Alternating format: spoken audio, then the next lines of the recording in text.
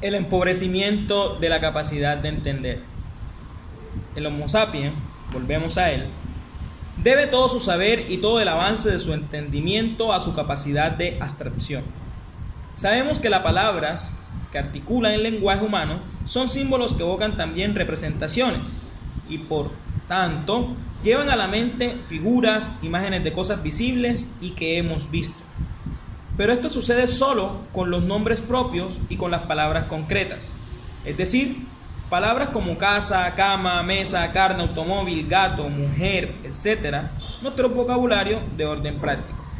De otro modo, casi todo nuestro vocabulario cognoscitivo y teórico consiste en palabras abstractas que no tienen ningún correlato en cosas visibles y cuyo significado no se puede trasladar ni traducir en imágenes.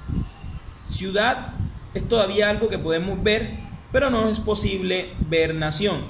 Estado, soberanía, democracia, representación, burocracia, etc.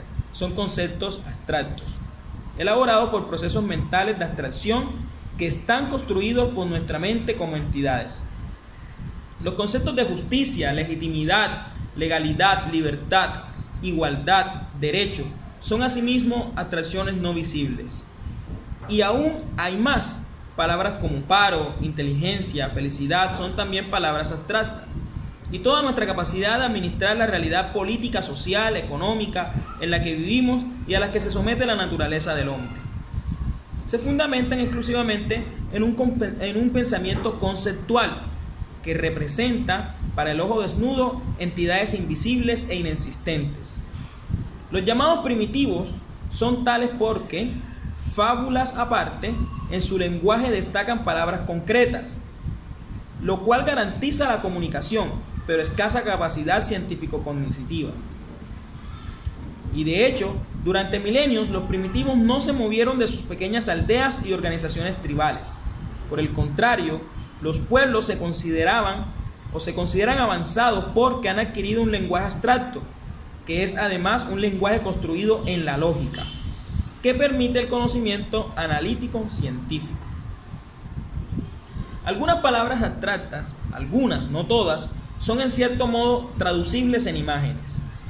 Pero se trata siempre de traducciones que son solo un sucedáneo infiel y empobrecido del concepto que intentan visibilizar.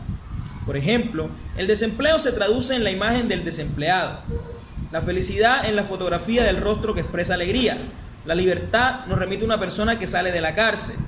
Incluso podemos ilustrar la palabra igualdad mostrando dos pelotas de billar y diciendo, he aquí objetos iguales. O bien representar la palabra inteligencia mediante la imagen de un cerebro.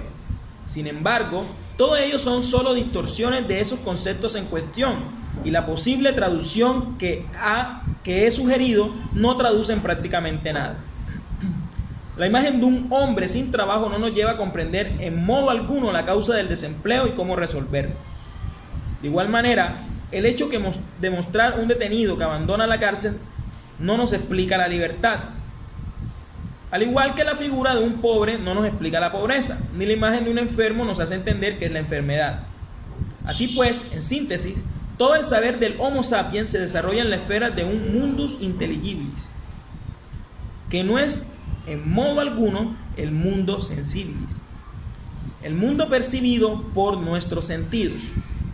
Y la cuestión es esta: la televisión invierte la evolución de lo sensible en inteligible y lo convierte en la ictus oculi, en un regreso al puro y simple acto de ver.